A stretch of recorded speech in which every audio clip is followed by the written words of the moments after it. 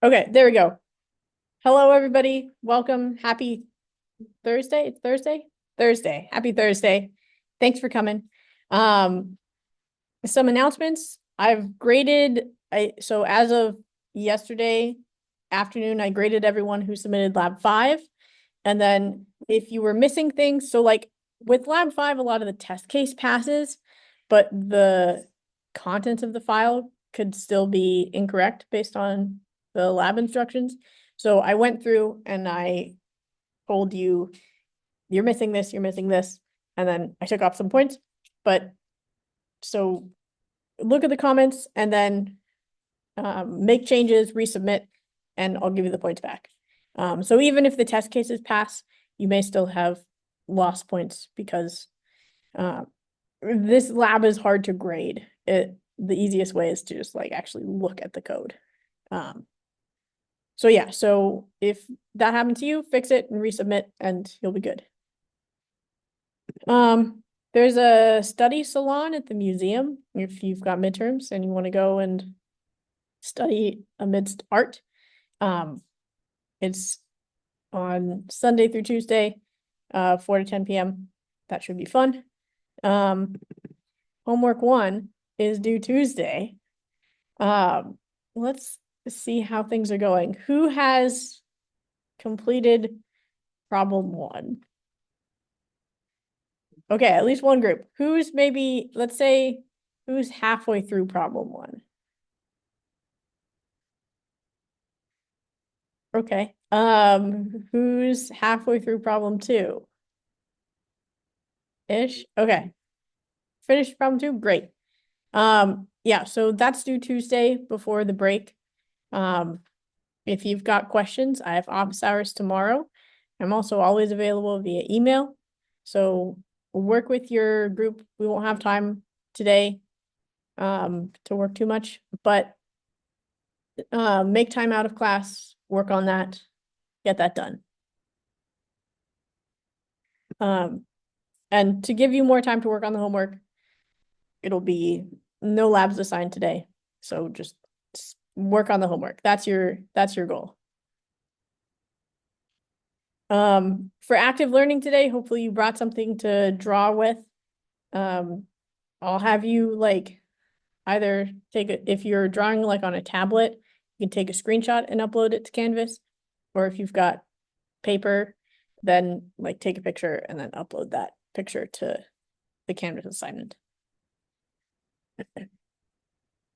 Okay, so we are starting a new unit. So we're pretty much done with how do we do things in Java, where we started off with the very basic, like how do we do things that we know how to do in other languages?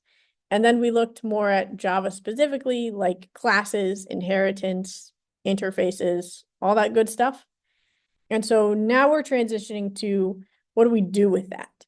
So we're actually going to make data structures that we can then use in other things. And so we're going to go over a lot of the really common data structures. And so if you take through, what's the class I'm teaching this semester? 374 algorithms. I don't know if that's the number. But there's the next class in this sequence is generally algorithms. And so we'll use the data structures to accomplish the algorithms. So this is kind of the building blocks of we're moving along in our programming career. Okay. And so to do that, first we're going to look at something called linked lists. And so linked lists is a conceptual structure that we're going to see how we look at it like on paper, and then we're going to transition that to something in code. And so a good way that I like to refer to linked lists is if we've got some sort of river here, let's pretend that it's super dark and we have like a really terrible flashlight. So if we start over here, the goal, so if we start over here, the goal is to step on each stone until we get to the other side of the river. And if it's super dark, then in this situation, we can only see like one stone ahead of us. And maybe in this situation where we've got maybe like the stones are so small that we can only move forward and we can't go back because then you're gonna like fall into the river or something. So that's the analogy of what we're doing. So this is going to be a linked list. And so to model this sort of behavior, we're going to have something that we call a node. And so the node is going to correspond to the stepping stone. So like we have to hold each stone in the order, and then we have to have a way to link them together. So where we've got each stone and then there's an arrow going to the next one, that's what we're doing. So each stone is going to be a node, and then we're going to have an arrow, a pointer, a reference that points us to this is the next stone that you're going to step on. Okay, so when we draw these things, typically the node is very boring. We draw the node as a box, and a node has two fields. A node's going to have the actual data and the reference. And so the data, so let's say, so we're constructing a linked list. And so in a list, we can store things. And so maybe we're storing integers. Maybe we're storing shapes. Maybe we're storing employees. We could store anything in these lists. And so we can say that one of the fields is going to be the data. So that's the thing that this node holds. And then we have what we call a pointer or a reference that's saying, now go to the next one. That reference is either points to something or it doesn't point anywhere. So either it points to another node or it points to nothing. So like there's no node after this one. And so when we draw that, there's a few different ways to represent that. I tend to use like if some parallel lines to say, this is the end. There's nothing after this. And so that is saying the way that that's represented in code is we say that the next pointer is null. So it's not pointing anywhere.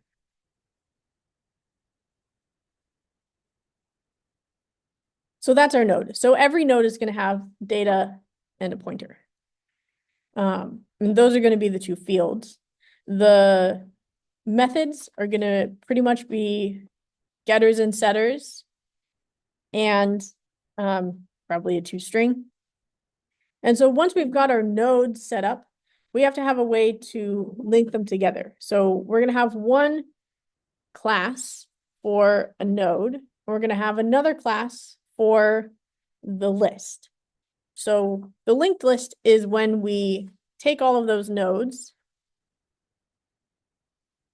and we link them all together. So one node links to the next, which links to the next, and so on until we get to the end of the list, right? So it's like, have you ever made like a paper chain? So another analogy is if you, like the data could be you're writing something on each link, and then you link it to the next, and eventually you've got, so each of the link is going to have like the one before it and the one after it, but at the very end, there's only the one before it, right? So there's an end to this at some point. So that's the list. So we're just linking all of these things together. There's some options for how we could construct this list.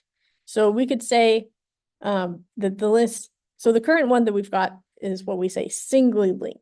And so singly linked means each node only cares about one link. So each node has a next pointer. There's only one. If we wanted to, we could make a node not only have the data and the next pointer, we could also maybe have the previous pointer to point. So this is more akin to like the paper chains, where you can go forward or you could go backwards. And so the differences here is how we link these things together. So this one is singly linked. And then if we've got a whole bunch of these, each with 2 pointers, we say this is doubly linked. So doubly for two links, one going forward, one going backwards.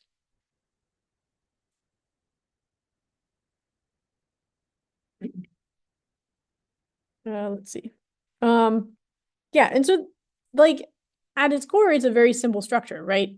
It's not hard to be like, we've got a node and each one points to the next, or we've got a node and it points forward and backwards. At the core, it's a very simple structure, but we can use this structure to build a lot of more complicated things. Like, we don't have to just have one going right after the other.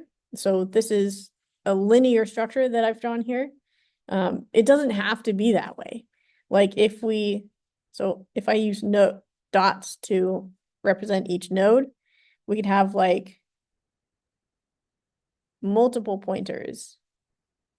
And so in this way, we can have like a more complicated setup where if we just add more pointers, then we can say, we can build something like this. So it doesn't always have to be linear. You can add the complexity as much as you need to. So how many of you are any of you taking discrete math? Taking it? Has anyone else taken it or is taking it currently? No. Okay. So if or when you do take discrete math, there's something you'll learn called graphs. And graphs are basically like diagrams like this. It's basically like connect the dots. It's super fun. I love graphs. I'm teaching a course in the spring, if you're interested, which is like graphs and applications. So I'll tell you, here's what a graph is, and then we can do things with it. And they actually form the basis for a lot of really important algorithms in computer science. So a lot of the like if you go on a website and you are searching for something and then you sort it, it's using a graph algorithm at its core. And so graphs are really important. I love them. That's what got me into like computer science. So I'm very passionate about them. But we can use linked lists to create this sort of structure so that when we're doing actual code, we can model this, this behavior and then perform algorithms on it. So linked lists are useful. So all that to say, there's a lot of things we can do with it. There's two really important, so we won't get into like all of these sort of applications. We're going to mostly look at how do we create the linked list data structure like in Java, and we'll look at how do we do the basic things. And so we'll stick mostly to like a linear singly linked list. For homework, you'll probably have like a doubly linked list to do stuff with. And so that's what we'll focus on. Yeah, question. Yeah. Yeah. So singly is only points forward. Doubly also points backwards. And so what we end up doing is we can traverse the list. And so if we like start here at the beginning, now is where the stepping stone analogy comes in, where like the act of stepping from one stone to the next says, okay, I'm pointing here initially, But then I'm going to say, I'm going to take the link to go to the next one. So now I'm not pointing here. Now I'm pointing here. And so we'll use this property as we do like the two basic operations, which are insertion and deletion. So yeah, so we're going to look at how do we insert to a linked list? How do we delete from the linked list? And so once we've got these operations, we're pretty much set to do whatever we want with it. Okay, so for insertion,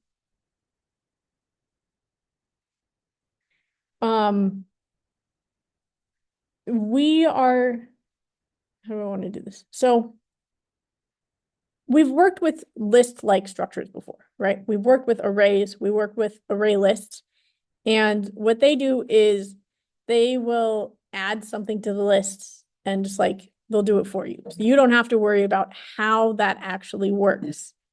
In linked list, we're breaking that down and we're going to say, if I've got a list like this, how do I actually insert something? So the thing with this is we've got multiple cases that we have to worry about. So like the different positions where we could insert something. So what cases do we have to consider when we're inserting a new node to the linked list?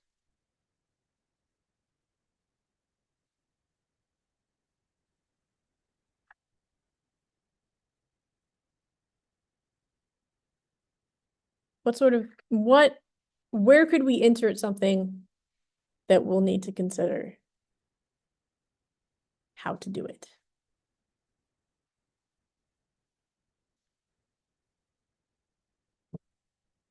There's really like three options.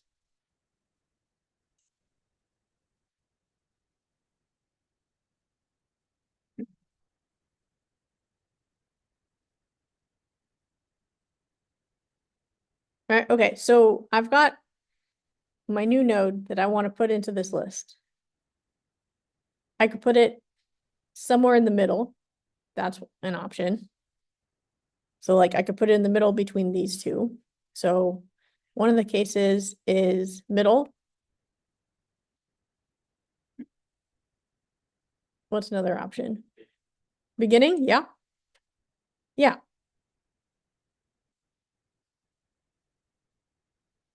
Yeah. So either it goes here or add it onto here. So let's start with the beginning or end, because I think those are probably going to be a little bit easier.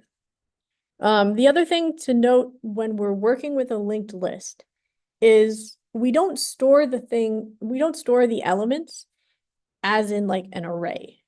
Where in array, we've got a specified, like we've got a size that we're keeping track of. And we can say, I'm just going to get this element from the middle, or I'm going to get this element from the end, or from the beginning, from the end.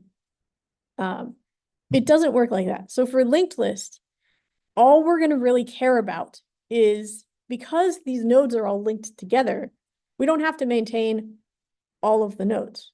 We just have to know where does it start. So we just have to know where's the first stepping stone, because I know they're all linked together, so I can just I just have to know where to start. Then I can figure out the rest as we go. And so we do that where the linked list class is going to have a field called head or header, where that says this is the head of the list. This is where the list starts. And that's the only information we need to keep track of all of this information, because we're working with nodes and nodes have a link to the next one. So it's always like, if we're traversing through the list and we say, and we're looking for a number, we can ask, are you the number I'm looking for? No, go ask the next one. Are you the number I'm looking for? No, go ask the next one. Until either you get to the end of the list and you're like, well, it wasn't any of them, so must not be here. Or you find it and you're like, yay, I did it. So yeah, so for linked list, we only maintain the variable for the first node in the list.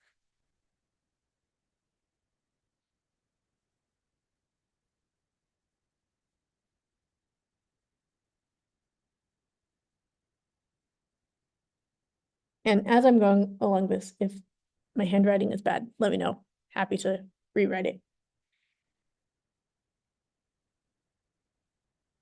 Okay, so we've got 3 cases. Let's start at the beginning. Okay, so let me erase this. I'm going to erase these guys for now, so that I've got more room. So, okay, so let's, actually, I'm going to go on a new slide.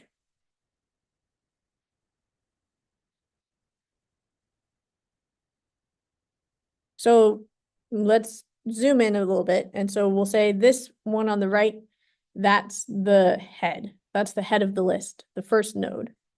And we want to add something to the beginning of the list. So let me pull up my drawings, wherever they may be.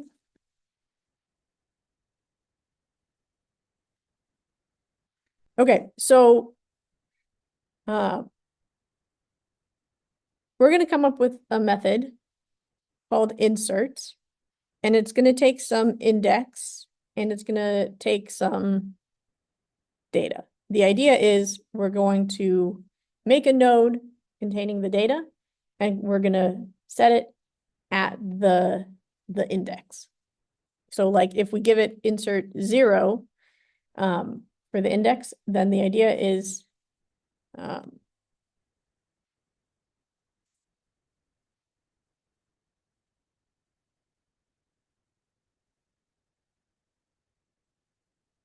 so if there's something already there at index 0, we're going to put it in right before it.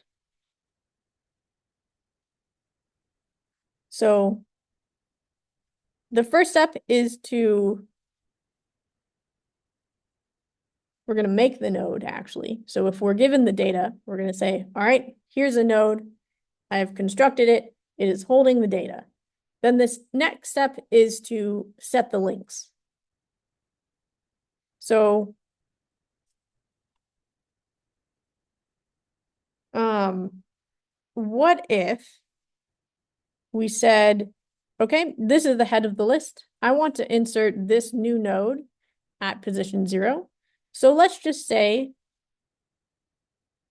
head doesn't point here anymore. Now it points to my new node. Are we all good?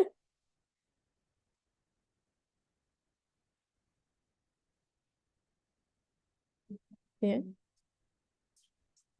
Right. So if we just leave it like this, what happens? Yeah. So the head is going to be the only variable that we have that holds the list. If we move head, so let's say we've got like, I don't know, 5,000 nodes after this, and we just move the head to be here, we've lost all of those nodes because the new node, technically, it doesn't point anywhere. So if we just reassign head, then, oops, sorry, all your data's gone. So the order in which we do things matters here. So our third step is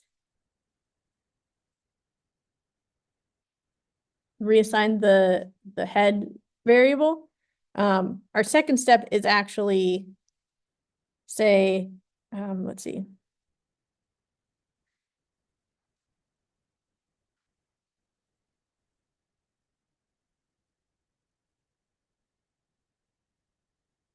Let's see, how do I want to draw this?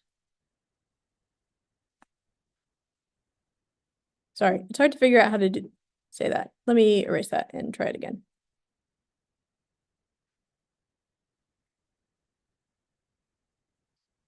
Okay, so what I've written here is new points to head. So we need to say, the way that we'll end up saying this in code is new dot set next. And then in the parentheses, we say, here's what we set the next, here's the actual thing that we're setting it to point to. And so we'll say head here. So what that does is now it doesn't point to null. Now it points to this node. So this is the first thing we do. And then we say head now points to this new node.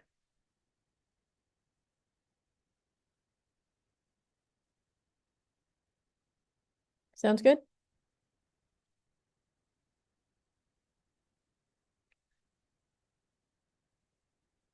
Okay. So we've got the beginning. Let's look at the end next. So this is where we would probably have inserts and then I don't know,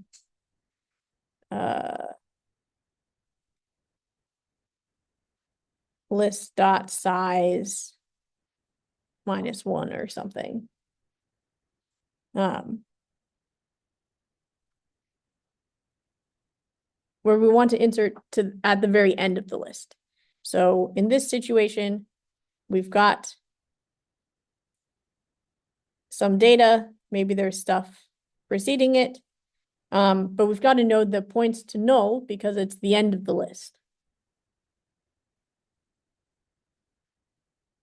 And so we want to make a node that it gets joined to that end. So what should we do?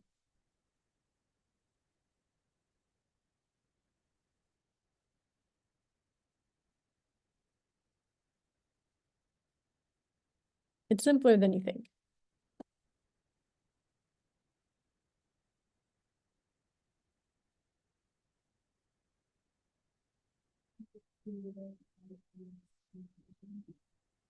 Yeah. So you said add it to the list and then something else. What?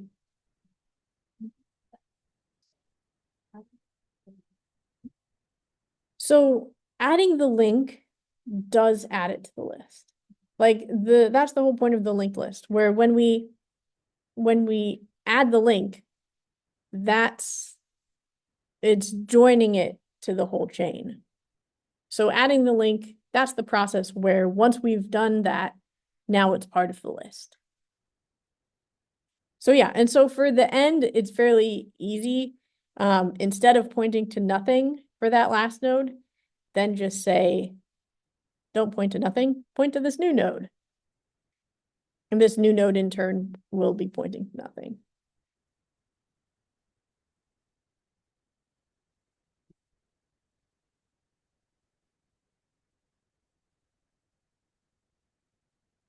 So I'll say the end should point to the new node. There's a secret first step in this though. Can anybody think, turn to your partner and guess as to what the secret first step in this process is?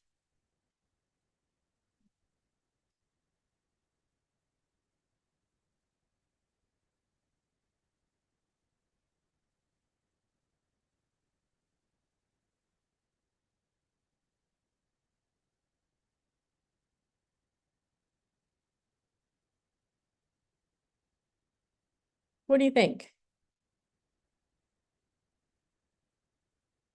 So we've got a whole list. It's got only links to go forward. And we've got a variable to keep track of the very beginning of the list. So the secret first step is to actually get to the end of the list. Because we only maintain the first node in the list. We've got to have a way to get to the last node first. like, we don't have direct access to the last node of the list, not necessarily. If maybe we have a field like T for tail, that's an option. But typically you'll just see head and that's it.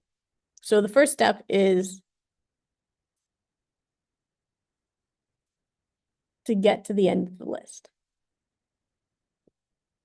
And this is the way that we do that is probably going to be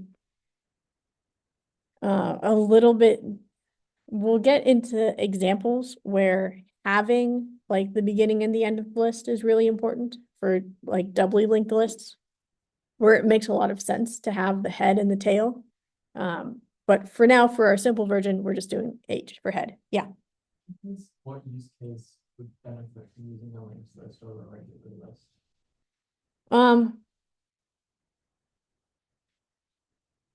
So a linked list can, okay, so the list that we've just like been using, that has an implementation under the hood. And so linked list is one of the ways that that gets implemented. So we're kind of like, we've been just like using it, but now we're going like one level deeper and say, how does that work? And so this is one of the ways that that gets implemented. Okay, so yeah, so we've got our two cases for that. To insert in the middle, we've got our similar first problem is we have to get to wherever we're inserting. So let's say we call insert of I and some data. And so let's say this is I minus 1.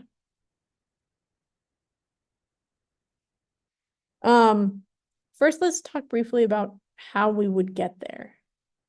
So to go back, so this is the way that we get there is traversal, where we say in code it's going to end up being like a loop. And we're going to say, so we'll have some variable like temp, and we'll start it pointing to the head of the list. And then inside the loop, until we get to the place where we want to be, we're going to say temp equals temp.get next. And get next is going to be a method that belongs to a node. So in that way, we're going to say, okay, temp, you're no longer pointing to this node. I'm going to assign it to the next node and the next node and the next node. And so by putting it in a loop, that's how we traverse and go stepping stone to stepping stone until we reach the condition where we are where we want to be.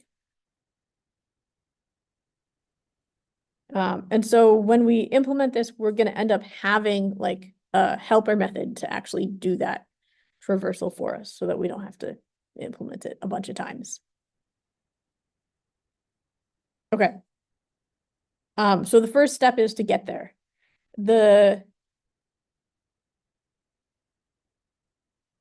There's two other steps. Turn to your partner and try and fill in, first of all, where do we get to? Do we get to I or do we get to I minus 1? And then think, what are steps 2 and 3? Talk about it.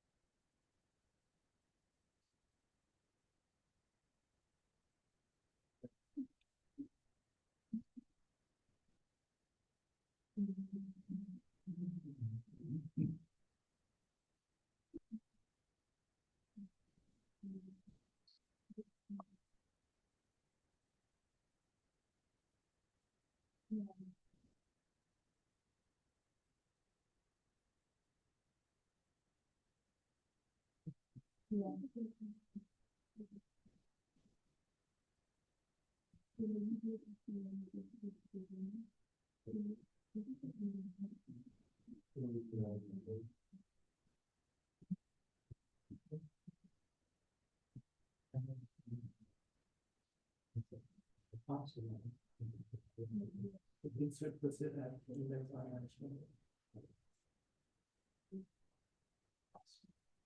Look at the little. Every time you click the insert, it's gonna go to the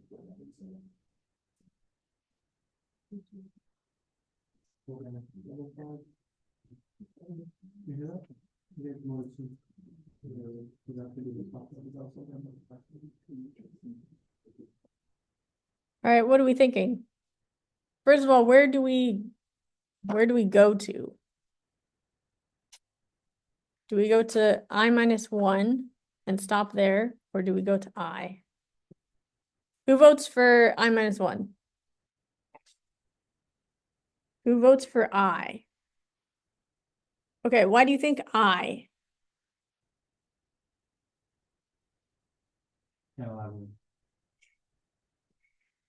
Someone who voted for I minus 1, what do you think? Why? Yeah. It needs to just insert, but like add that new element and make it basically I by sending I minus 1 to the next one to be itself that new element, and then set the next one like to point to the next one. Yeah. Yeah. The language for this is hard because it's a lot of like next, point to the next one.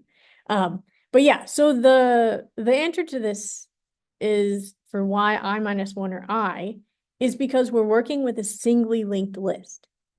So once we have taken a link and taken the next step forward, we cannot go backwards. So the problem is we want to insert this new node between I minus 1 and I. So if we go to I, we can't refer backwards. We can't go backwards. So that's why we need to stop at I minus 1. So we stop at I minus 1. That way we can handle the links going forwards, because otherwise we can't go backwards at all. So we want to get to I minus 1. So 1 before where we want to insert this node. And then from there, it's fairly simple. So like we have to draw a link here, and then we have to cancel this one and do that. So I do that one first and that one second. Is that correct? Yeah. How does the program know how to get back to I?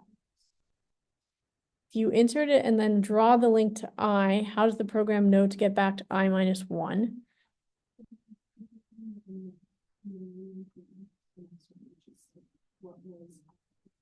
Mm-hmm. Yeah, so what we're gonna have is we're gonna have like a get node given an index. We're gonna have a helper method to help us actually do the traversal. And so, I don't know, we could call it temp. We could also call it, I don't know, P for something. I'll call it temp. So in the get node, we're gonna send it to I minus 1, and then it's gonna park there. And so from there, we can say, so the temp's not gonna move throughout this process. Temp knows how to get the next variable, and it can, so what actually is gonna happen is we're gonna say new now points to I, and then we're gonna say I minus 1, which ends up being temp, points to the new node.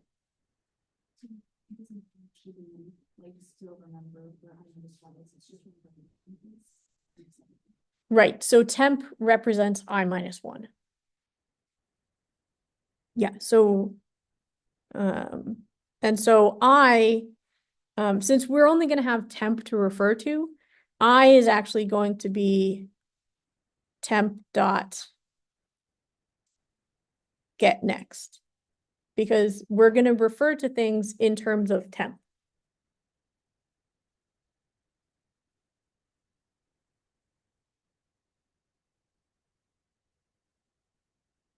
Yeah, so we're gonna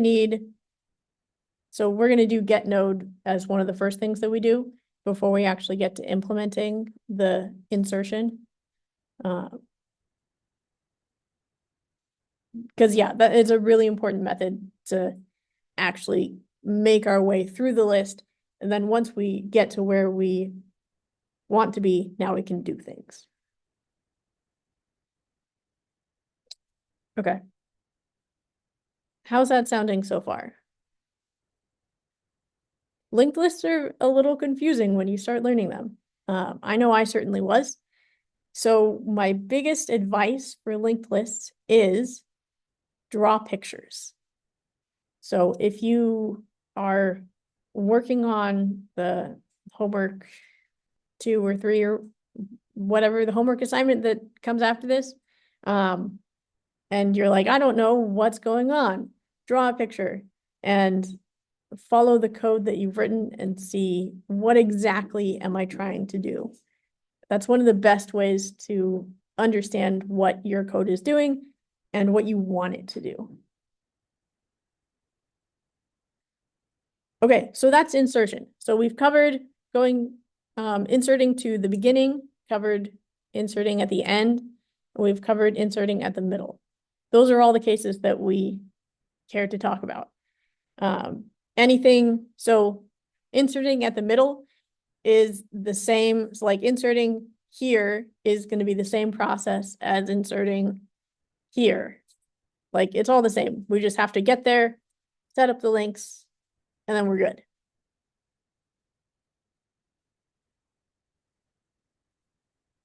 Okay.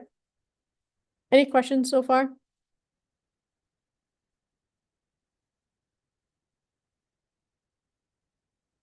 Okay, that's insertion. Now let's talk deletion.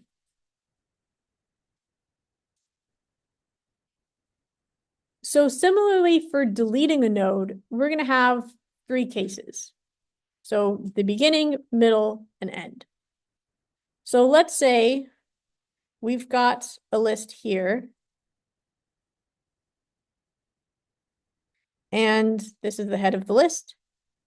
And let's say we want to get rid of the head. So like this node, we don't want to be the head of the list anymore. We want the second node to be the head of the list.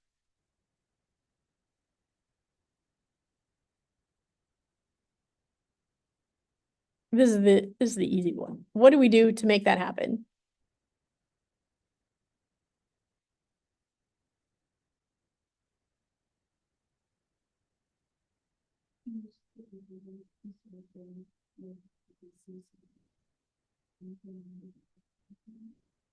Sorry, could you say that again?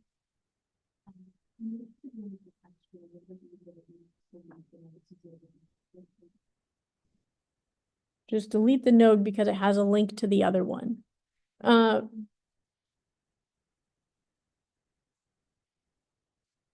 Right, so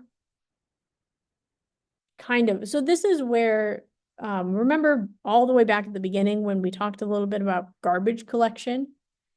And I said, once an object is unreachable, you can consider it gone. This is when that comes into play. So, for our purposes, when we can't refer to something anymore, when we can't reach it at all in our code, like it's gone from our brain, like out of sight, out of mind. We can't get to it. It doesn't exist anymore. It may still technically exist in memory until garbage collection goes through and like, this thing is unreachable, throw it away, free up that space.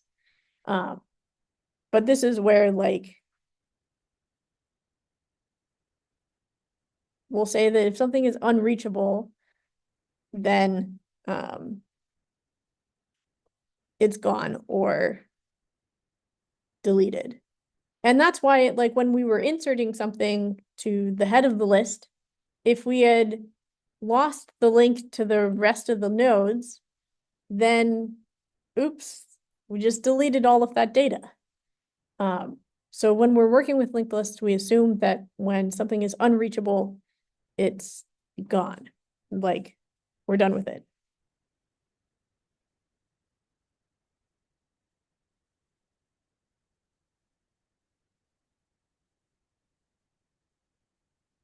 So yeah, so when we delete from the head of the list, we basically say head points to head.getNext. And so head.getNext, that's this guy. That's the second node in the list.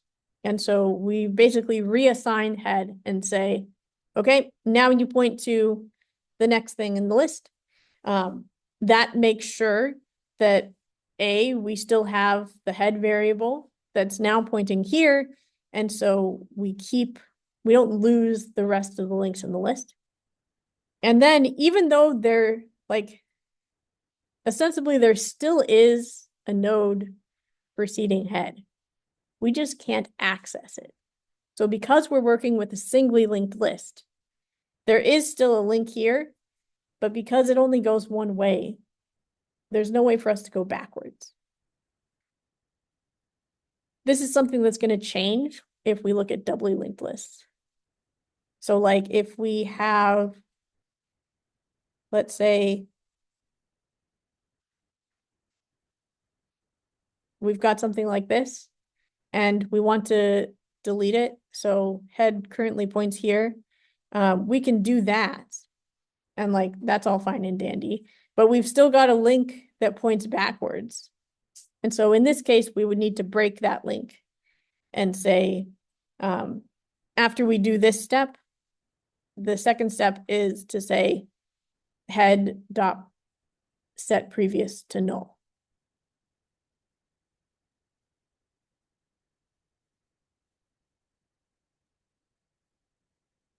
So that's something that changes if we have a doubly linked list. But for a singly linked list, we don't have to worry about that. We can just reassign head and then not worry about it because there's no way to get back to that old node.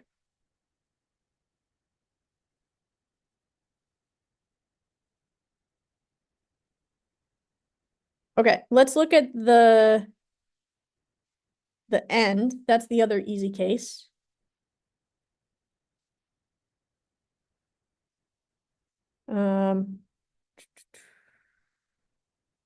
Let's draw two nodes.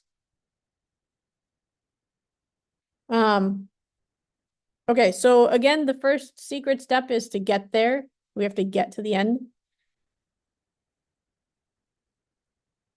Let's say so something common in computer science is to say the size of something is n.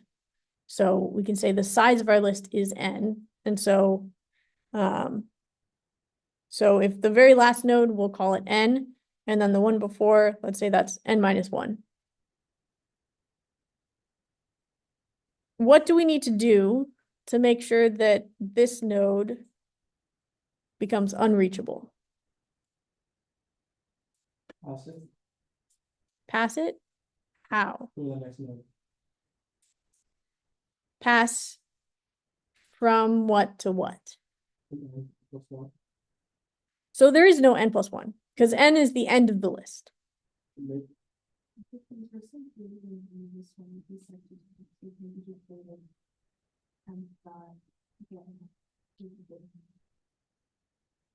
Is equal to null? Or yeah. Yeah, that's what so we're saying we're essentially saying temp does not point to the nth item. It's going to point to nothing instead. So first we have to get there with temp. We're gonna get to we should get to n minus 1, because if we get to n, then we can't do anything about this link. So we need to get to one before that to actually do something about the link that points to N.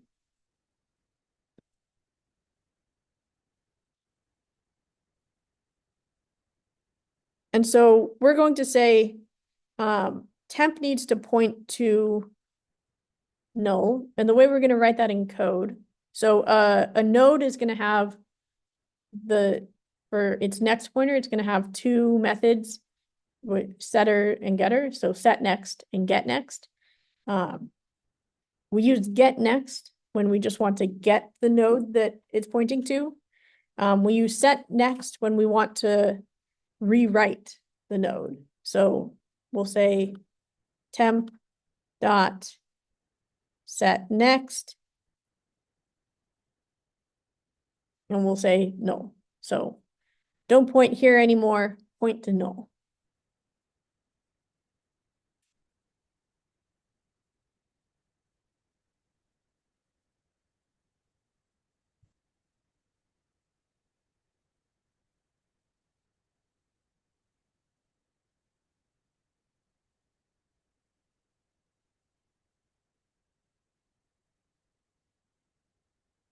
Okay, so that's beginning and end. Now the other case for deletion is the middle. I added like a lot of blank slides, so this basically, we've talked about this. The important thing is for both insertion and deletion is we don't want to lose the rest of the list as we do these operations. That's critical. Okay, so continuing with deletion. So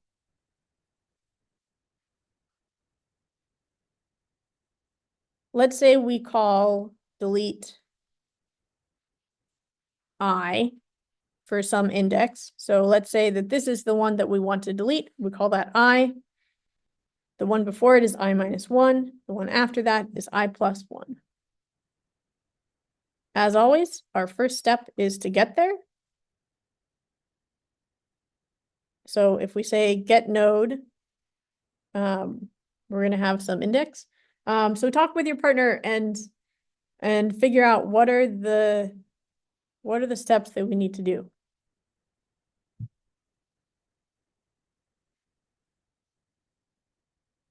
We want to make I unreachable.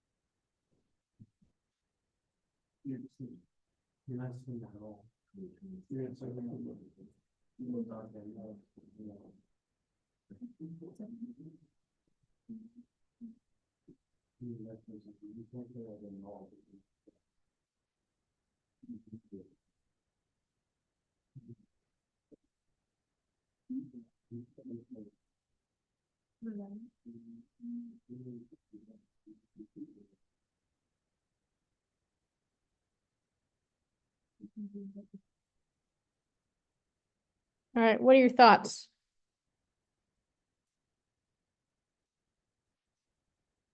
How do we make I unreachable?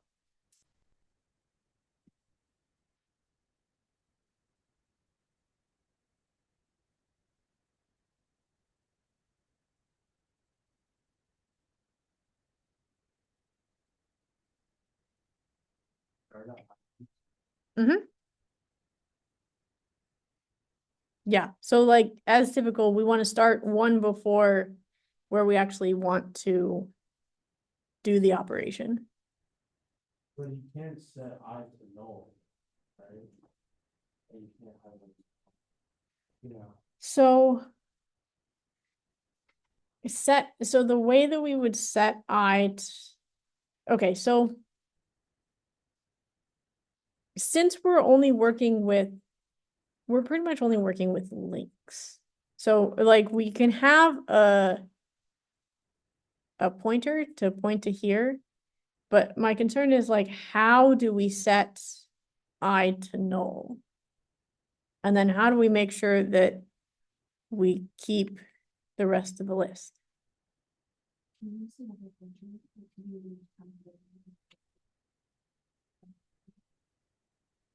That's possible. So you're thinking like temp to here?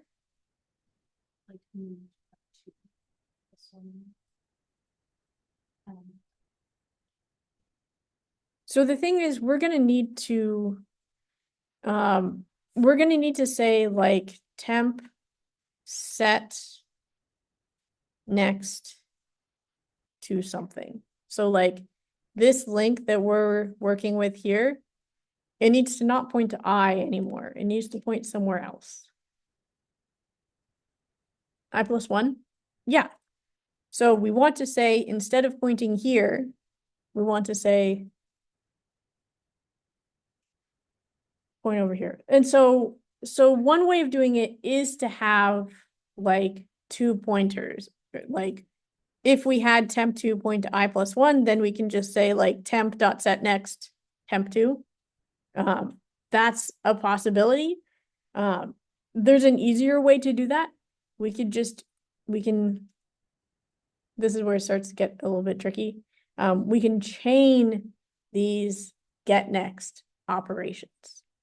So let's think about what I plus 1 is in relation to temp. So I plus 1 is equal to temp dot get next, right? That's I, right? Temp dot get next is I dot get next. So if temp dot get next is I dot get next is I plus 1. So we can chain dot operations as many times as we need to.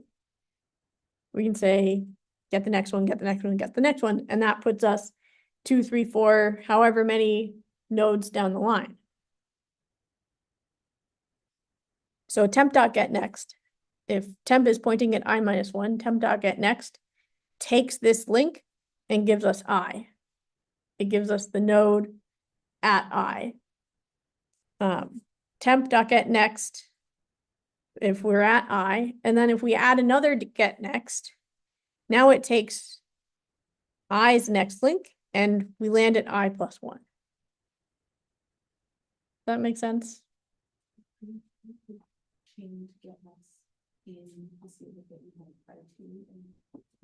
Yeah, so this is actually going to be the right-hand side. So we're setting, so this is how we get the node at I plus 1. So the temp dot get next, that's how we get the node at I plus 1. And so we take this right-hand side and we stick it in the set next parentheses. Question? Nearly. Yeah, exactly. Yeah, we're just bypassing the thing at I. Yeah. So we're just drawing the line around it. But the tricky thing to understand is like how we actually do that with get and set methods. Yeah. So at its core, these operations are like really simple. Like we're just drawing a line from one thing to the next thing. And then the question is just how do we write that in code?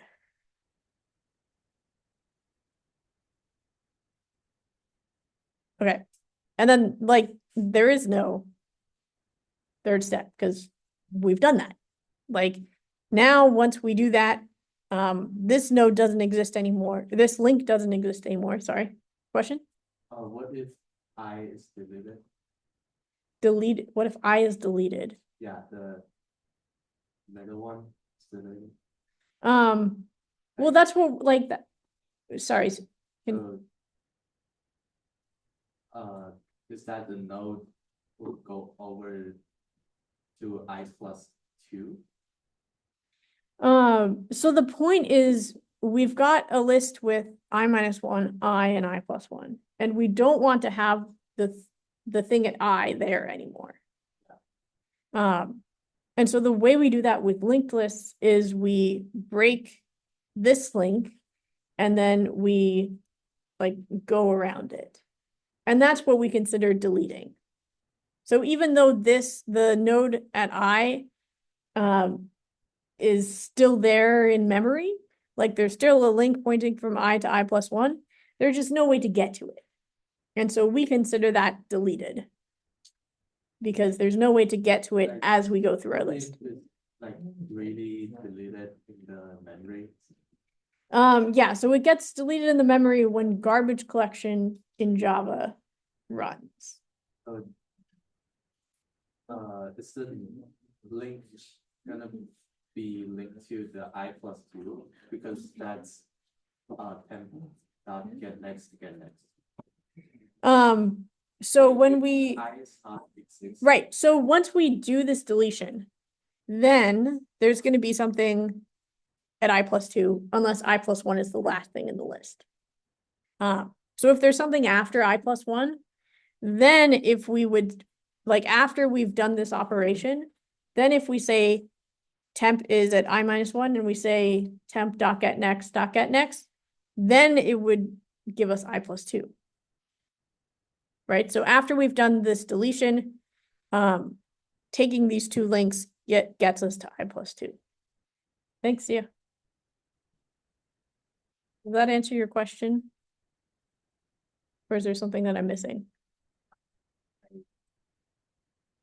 Probably not.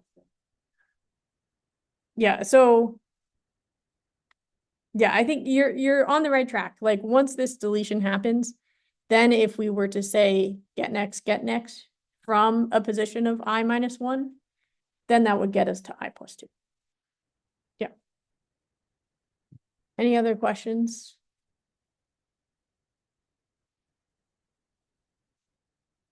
Okay.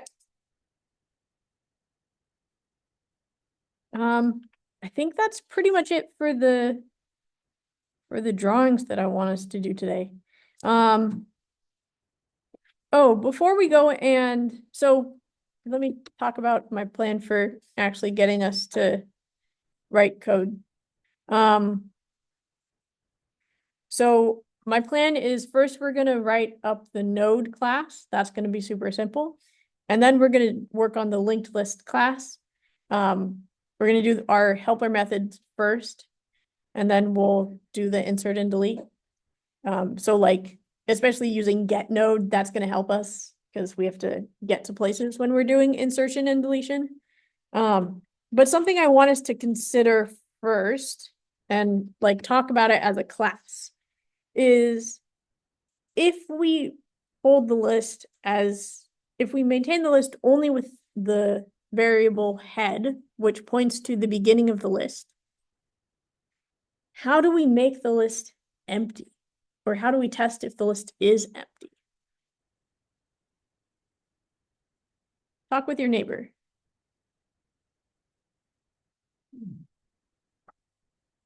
What's an empty list look like?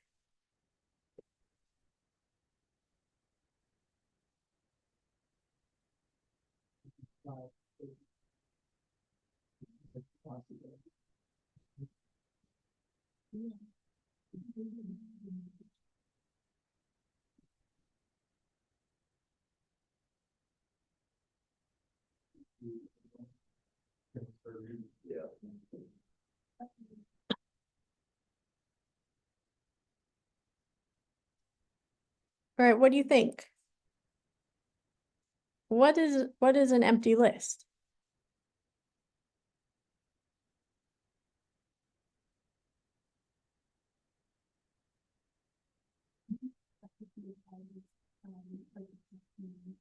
Yeah, exactly. So, oh, that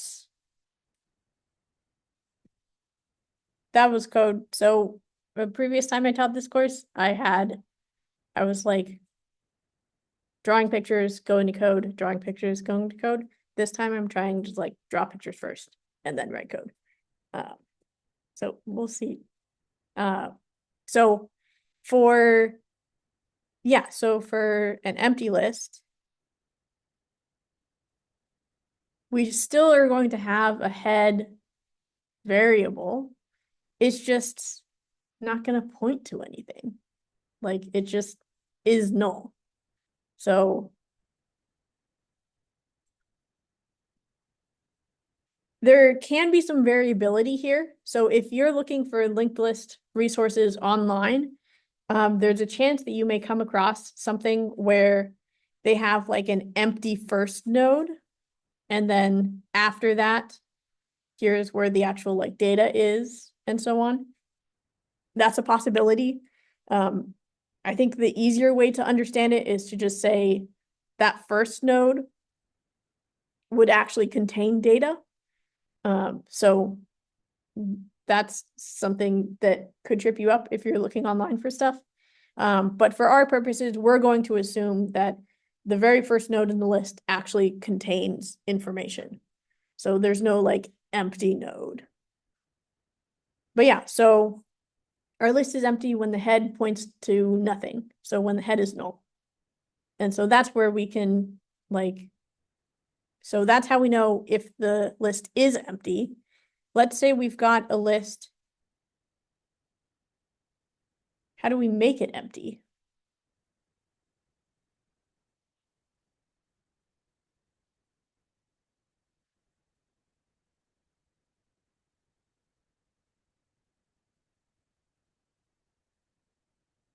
So if we know what an empty list looks like,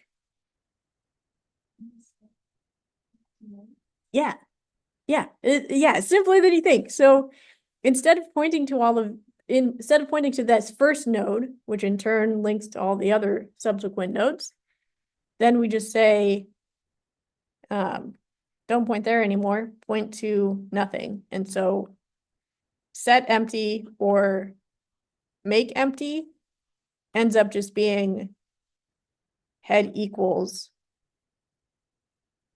null. Like that's as simple as it gets. Remember in Java, assignments work from right to left. So like when you say x equals 5, 5 is being assigned to the variable x. This gets important in linked list because we may be working with nodes on both sides of the equal sign, but remember the thing on the right is being assigned to the thing on the left.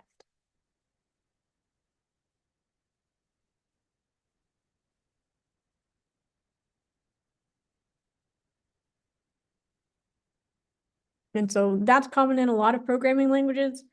There's probably some types that don't do it like that, but Java is one where it assigns right to left. Okay, so that's how we make the list empty.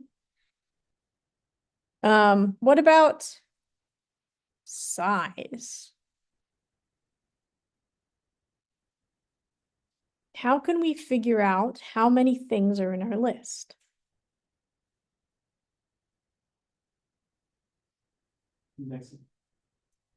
Indexing in what way?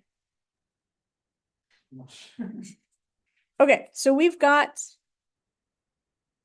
let's say we've got 4 things in our list. The head and the tail?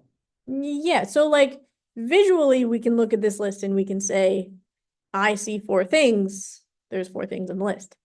But if we're trying to cross the river in the dead of night, we can't see how many things are ahead of us. How do we count how many stepping stones there are?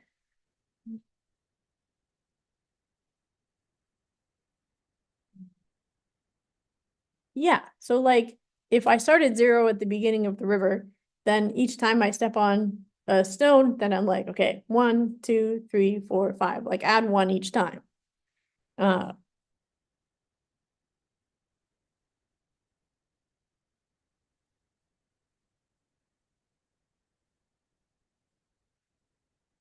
So add 1 for each node that we come across. Yeah. That's what this means, by the way. It's either for all or for each. Yeah, so that's one way of doing it. Are there any drawbacks to doing it like that? Runtime, Runtime? In what way? gotta do all that. Yeah, it's like we have to go through all of it. So that's not much of a problem when we've got 4 nodes, or maybe even 100 nodes. But if we've got 1,000, 5,000, 100,000, then finding the size of the list is gonna take more time. And so maybe like this is perfectly fine for small lists. That works. But maybe we want to have it an easier way. What's another way we could do it? So what do I want to say for that?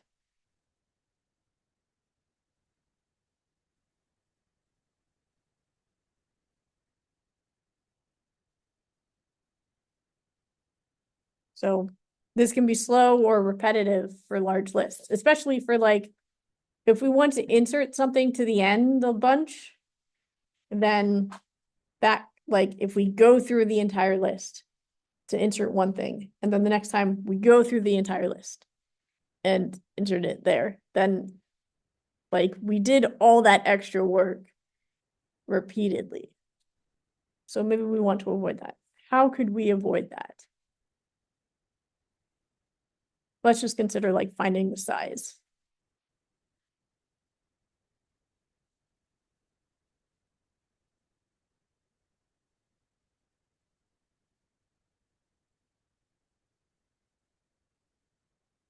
Again, it's much simpler than you think.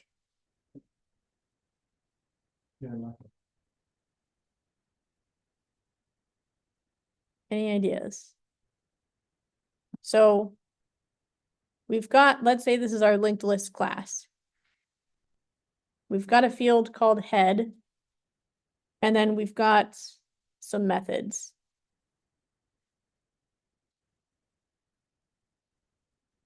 How can we make sure that we immediately know the size and don't have to go through the list?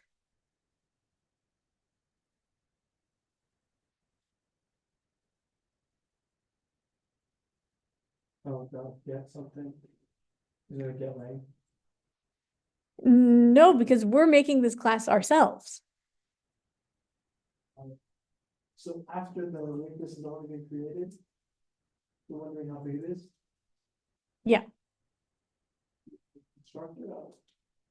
So the point is we're designing this class, and as we're designing this class, we're like, I need to know the size of my list at some point.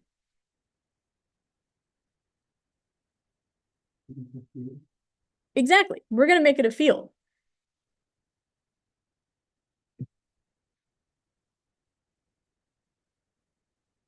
If I can spell field correctly. So we're going to make size a field. And what that does is every time we insert a node or delete a node, we're going to add 1 or subtract 1 from the size.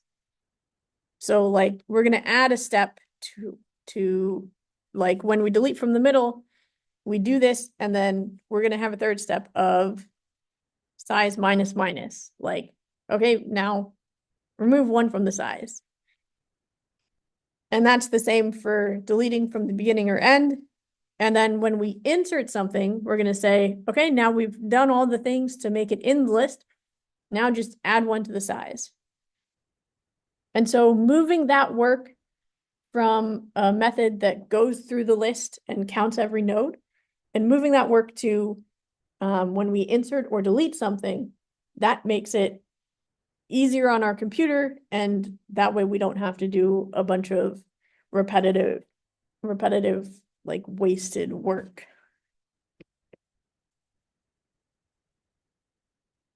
Okay, so this is what we're gonna do. And this sort of problem where if we go through the list and then we add one every time, this is something that we're going to look at when we talk about complexity of an algorithm, of how much work are we doing, and is it as efficient as we need it to be? Because that's something that we look at when we're talking about algorithms, is not only how do we do something, but also how efficient is it? So like if I don't know, if you're baking cookies, that's a classic, like a recipe, following a recipe, that's an algorithm. And so trying to think how you could bake cookies really, really slowly. I don't know, maybe like, okay, this wasn't a good example. Or like maybe the process of, I don't know, going from here to the stairs. Either I could walk in a straight line, or I could spin around every time I take a step. Like that's going to take a lot more work, and I'm going to be dizzy by the end of it. When there's a simpler way of just walk one foot in front of the other. So we care when we're designing processes of how efficient is it.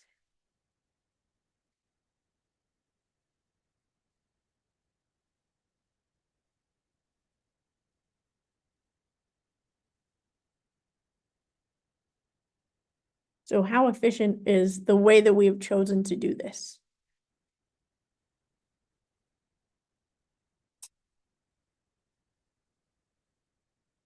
Okay. Let's see.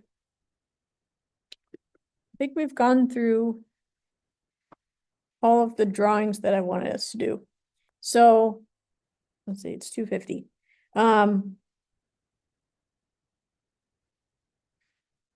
Let's write code next time. And I'll leave the rest of the time for like working on stuff. But before we do that, let's go to active learning.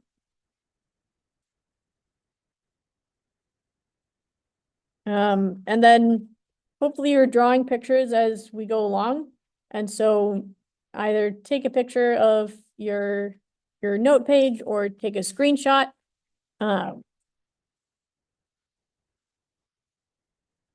And then submit it to Canvas that way. So like if you're drawing pictures, then I will take that picture just to show that you were here and following along.